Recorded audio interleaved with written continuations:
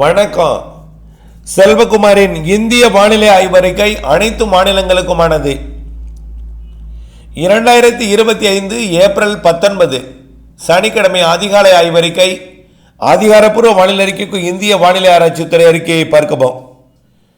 இன்றைக்கு மேற்கத்திய இடையூறு காரணமாக இமயமலை பகுதியில் குறிப்பாக காஷ்மீர் மற்றும் லடாக், சரி சொல்லும்னா சண்டிகருக்கு வடக்கே ஜம்மு காஷ்மீர், லடாக் மற்றும் உத்தரகாண்ட் பகுதியில் தற்பொழுது மழைப்பொழிவு பொழிந்து வருகிறது. அடுத்த இடம் எங்கன்னு பார்த்தீங்கன்னா வங்கதேசத்தை ஒட்டிய மேற்கு வங்கம் மற்றும் வங்கதேசம் வடகிழக்கு மாநிலங்களில் வங்கதேசத்தை ஒட்டிய பகுதி, வங்கதேசத்தை மையமாக வைத்து மழைப்பொழிவு, காற்று குவிதல். ஏற்கனவே சென்ற காற்று சுழற்சி வங்கதேசத்தில் இணைத்துக் கொண்டிருக்கிறது. இது மேற்கு நோக்கி நகரப்போகிறது. இதனால் வங்கதேசத்தில் கனமழை பொழிவு. அதனை ஒட்டியுள்ள மேற்கு வங்கத்திற்கும் அதனை ஒட்டியுள்ள வடகிழக்கு மாநிலங்களுக்கும் மழை. இப்போ மழை எங்கெல்லாம் காஷ்மீர்லையும் வடகிழக்கு மாநிலங்களை வங்கதேசத்தை ஒட்டிய வடகிழக்கு மாநிலத்திலையும் மழை. இந்த மழை இன்றைக்கு மதியம் உத்தரகாண்ட் மற்றும் அதனை ஒட்டியுள்ள நேபாள பகுதி, நேபாளத்தை ஒட்டியுள்ள அனைத்து வடகிழக்கு மாநிலங்கள், நேபாளத்திலிருந்து எல்லாம் இமயமலை ஒட்டியுள்ள அனைத்து மாநிலங்களுக்கும் இன்றைக்கு மாலை மழை வாய்ப்பு தெரிகிறது. அதே நேரத்தில் கேரளாவிற்கு இடிமழை பொழிவு மதியம் கொடுக்க தொடங்கும். கேரளா தொடங்கும் பொழுதே ஆந்திர பிரதேச கரையோர பகுதிகளிலையும் மழைப்பொழிவு தொடங்கும். அதாவது வடக்கு கரையோரம் விசாகப்பட்டினம், விஜயநகரம், ஸ்ரீகாகுளம் போன்ற பகுதிகளிலையும், அதே போல் ஒடிசா கடலோரத்திலையும் வெப்பச்சலன இடிமழை பொழிவு தொடங்கும். வடகிழக்கு மாநிலங்கள்லையும் தொடங்கும். எங்கெங்க? கேரளா, கர்நாடகா, ஆந்திர பிரதேசத்தோட வடக்கு பகுதி, அடுத்தது வடகிழக்கு மாநிலங்கள், ஒட்டுமொத்த இமயமலை ஓரம் மழைப்பொழிவு தொடங்கும். மதியத்தில் கொஞ்சம் தீவிரமடையும். இந்த மழைப்பொழிவு மாலையில் நேற்று போல் கர்நாடகாவின் உள்பகுதி, கேரளாவோட அனைத்து பகுதிகளுக்கும் ஆந்திர பிரதேசத்திற்கும் மழைப்பொழிவை கொடுக்கும். தொடர்ந்து காஷ்மீர் அதனை ஒட்டியுள்ள இமயமலை ஒட்டியுள்ள எல்லா மாநிலங்களுக்கும் அதிகாலையில் வடகிழக்கு மாநிலங்களோட ஒரு சில பகுதிகளிலையும் காஷ்மீர்லேயும் மழை இருக்கும். வெயில் வந்ததும் வெப்பம் உயர்ந்ததும் இடிமழை பொழிவாக இமயமலை ஒட்டியுள்ள மாநிலங்கள் எல்லாமே கொடுக்கும். நாளை ஞாயிற்றுக்கிழமையும் இந்த மழைப்பொழிவு தொடரும். இதே போல தாங்க தினசரி கேரளா, கர்நாடகா, வெயில் வந்ததும் கேரளா, கர்நாடகா, ஆந்திர பிரதேசம், ஒடிசா, பிறகு வடகிழக்கு மாநிலங்கள், பிறகு காஷ்மீர், பிறகு இமயமலை ஒட்டியுள்ள மாநிலங்கள், இப்படியே மழைப்பொழிவு கொடுத்துட்டே இருக்கும். இந்த மழைப்பொழிவு படிப்படியாக வரக்கூடிய 28ஆம் தேதியிலிருந்து கொஞ்சம் தீவிரமடையும். உள் மாநிலங்களுக்கு 28க்கு மேல், 28லிருந்து எங்கெல்லாம் மழைப்பொழிவு கிடைக்குன்னு பார்த்தீங்கன்னா வடகிழக்கு மாநிலங்கள் முதல் இமயமலை ஒட்டியோ எல்லா பகுதிக்கும் கொஞ்சம் தீவிரமடையும்.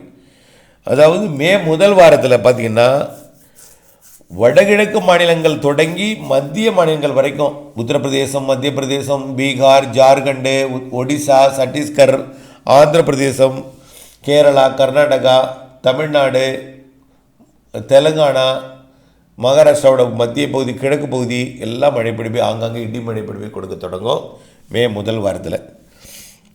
இப்படி படிப்படியாக கோடை மழை வட மாநிலங்களில் கடும் வெயிலுக்கு பின், வெயிலை பார்த்தீங்கன்னா மிக மோசமான வெயிலுங்க, அது ஒரு பெரிய டேஞ்சர். வெயிலை பொறுத்த வரைக்கும் தற்பொழுது இன்றைக்கு எங்கெல்லாம் வெயில் அதிகமாக அடிக்க போகுதுன்னு பார்த்தீங்கன்னா இன்றைக்கு உச்சபட்ச வெயில் ஆந்திர பிரதேசம் தொடங்கி ஒட்டுமொத்த எல்லா மாநிலங்களுக்குமே அதிகமாக இருக்கும். தமிழ்நாடு முதல்ல வெப்பம் குறைவான மாநிலம்னு சொன்னீங்கன்னா அது கேரளா தான். கேரளாவிலேயே மாகே, அதாவது புதுச்சேரியோட பகுதி. அடுத்த இடத்தை பார்த்தீங்கன்னா தமிழ்நாடு. தமிழ்நாடே வெப்பம் அதிகமாக உங்களுக்கு தெரியுது. ஆனால் இதை விட மோசமான வெப்பமான பகுதியெல்லாம் நம்முடைய இந்தியாவில் இருக்குது. அதை தான் பார்க்க போகிறோம் பாருங்கள். கேரளா, கர்நாடகா கடலோரம் மட்டும்தான் வெப்பம் மிக குறைந்திருக்கு. அதுக்கடுத்த தமிழ்நாடு. தமிழ்நாட்டில் உள்பகுதியில் வெப்பம் கொஞ்சம் கூடுதலாக இருக்குது. வேலூர், மதுரை விமான நிலையம் இங்கெல்லாம். இதுக்கு அடுத்தபடியாக பார்த்தீங்கன்னா இன்றைக்கு சென்னையை ஒட்டிய ஆந்திர பகுதிக்கு அதிக வெப்பம் கிடைக்க போகுதுங்க. சென்னைக்கே 100 டிகிரி இன்றைக்கு எட்டும். சென்னைக்கே இன்றைக்கு 100 டிகிரி எட்டும். அப்புறம் ஆந்திர பகுதி இதை விட கூடும். 38 டிகிரி 100 டிகிரி என்பது ஃபாரன்ஹீட் என்பது 38 டிகிரி செல்சியஸ். இதை விட கூடும் பெல்லாரி எல்லாம் 40 டிகிரி செல்சியஸ். அதாவது 40னா 104 டிகிரி 104 டிகிரி ஆகும். நெல்லூரும் 100 டிகிரி எட்டும். ஒங்கோல் 100 டிகிரி இருக்கும். விஜயவாடா 104 டிகிரிக்கு போகும். விஜயவாடா 104 டிகிரி ஃபாரன்ஹீட் எட்டும் இன்னைக்கு. அதே போல் ஹைதராபாத்து 100 டிகிரிக்கு எட்டும் ஹைதராபாத். அடுத்தபடியாக சோலாப்பூர் 104 டிகிரிக்கு போகும். இதை விட கூடுதலாக மகாராஷ்டிராவோட உள்பகுதி 41 டிகிரி 43 டிகிரிங்க. 41 டிகிரி என்பது கிட்டத்தட்ட 106 டிகிரி. 43 என்பது கிட்டத்தட்ட 108 டிகிரிக்கு நெருக்கமாக. 43 டிகிரி என்பது 109.4 டிகிரி ஃபாரன்ஹீட். எங்கே ரெக்கார்டாக போகுதுன்னு பார்த்தீங்கன்னா மகாராஷ்டிராவோட உள்பகுதி அவுரங்காபாத் அதற்கு கிழக்கே உள்ள பகுதி எல்லாமே. இண்டோர், போபால் இதெல்லாம் பார்த்தீங்கன்னா 107 108 டிகிரி ஃபாரன்ஹீட் ஆக போகுது. அதே போல் ஜபல்பூர், நாக்பூர், நாக்பூர் அதை விட மோசமாங்க, 111 டிகிரி ஆக போகுதுங்க.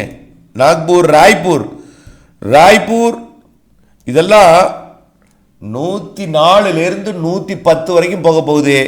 வட இந்தியாவோட மத்திய பகுதி மகாராஷ்டிரா, மத்திய பிரதேசம், சத்தீஸ்கர், இந்த உத்தரப்பிரதேசத்தோட பகுதிகள், நியூ டெல்லியே 41 டிகிரி ஆக போகுதுங்க. டெல்லி அதாவது 38 என்பது 100, 39 என்பது 102, 40 என்பது 104, 41 என்பது 106. டெல்லியே 106 டிகிரி ஆக போகுது இன்றைக்கு. 106 டிகிரி அனல் பறக்க போக போகுது. டெல்லியோட தலைநகர் பகுதி இன்றைக்கு. நாட்டோட தலைநகர் பகுதி சொட்ரு போட்டிருப்பாங்க குளிர்காலத்தில், பெரும்பாலும் சொட்ரு. இப்போ ஏசி இல்லாமல் இருக்க முடியாது. அந்த அளவிற்கு மோசமான வெப்பம் இன்றைக்கு டெல்லியை தாக்க போகுது. அதே போல் டெல்லி மட்டும் இல்லைங்க, ஒட்டுமொத்த லாகூர்லேருந்து, அதாவது பாகிஸ்தான் எல்லையோரத்தில் இருந்து, அதாவது இன்னும் சொல்லப்போனால் பஞ்சாபில் இருந்து சென்னை வரைக்கும் உள்ள அனைத்து பகுதிகளுக்குமே 100லேருந்து 111 டிகிரி வரைக்கும் போகுது. 112 டிகிரி கூட போகலாம். நாக்பூர், ஜபல்பூர் இதெல்லாம் 112 டிகிரிக்கு போகும்போது டெல்லியே 105 டிகிரி ஃபாரன்ஹீட்டுக்கு போகும்போது 106க்கு. பாருங்கள், மிக கோரமான வெப்பத்தின் பிடியில் வட இந்தியா சிக்கி தவிக்கிறது. இதற்கிடையே தான் மாலை இரவிடைய இந்த வெயில் இருக்கிறது நல்லது. கோடை மழைக்கு தென்மேற்கு பருவக்காற்றே அதிகமாக தமிழ்நாடு ஊடாக கேரளா ஊடாக ஈர்ப்பதற்கு சாதகமாக இருக்கும். வட இந்திய நிலப்பகுதி வெப்பம் உயர்வது எந்த அளவிற்கு வெப்பம் உயர்கிறதோ அந்த ஆண்டு பருவமழை மிகச்சிறப்பாக இருக்கும் என்ற வரலாறு இருக்குது. அதனால் கவலைப்படாதீங்க. வட இந்தியாவில் அதிக வெப்பம் இருக்கும் ஆண்டு அதிக பருவமழை இருக்கும், நல்ல மழை இருக்கும், கை கொடுக்கும். கோடை மழையும் அதிகமாக இருக்குது. கோடை மழையில் இடி மின்னல் தாக்குதல் அதிகமாக இருக்கும். நாளைக்கும் இதுபோல் தான் வெப்பம் உயர்ந்தே இருக்கும். நாளைக்கும் இதே வெப்பம்தான் வட இந்தியாவில், இதே நேரத்தில் இதே வெப்பம் தான் நாளைக்கும். நாளைக்கு வேணால் கொஞ்சம் 1 டிகிரி குறைந்தாலும் குறைய வாய்ப்பு இருக்குது. மன்னிக்கவும், 1 டிகிரி குறையல, கூட தான் வாய்ப்பு இருக்குது. 1 டிகிரி கூட தான் வாய்ப்பு இருக்குது. அடுத்த நாளும் அதே வெப்பம் தான் தெரிகிறது. தொடர்ந்து 4 நாட்களுக்கு இதே வெப்பம். பிறகு 1 டிகிரி குறையலாம் அல்லது 1 டிகிரி கூடலாம். இதை ஒட்டி தான் இருக்கும். ஆகவே இனிமேல் வட இந்தியாவை நோக்கி சூரியன் கூத்துக்கதிர் பயணிக்கும் என்பதனால வெப்பம் அதிகமாகும். மாலை இரவு இடிமழை பிடிப்பு முதல் வாரத்தில் வரும். அதுவும் வங்கக்கடலோரத்திலிருந்து கொஞ்சம் கொஞ்சமாக உள்ளே வரும். வெயில் கடுமையாக இருக்கும். இணைந்திருங்கள் அப்டேட்ஸுடன். நன்றி.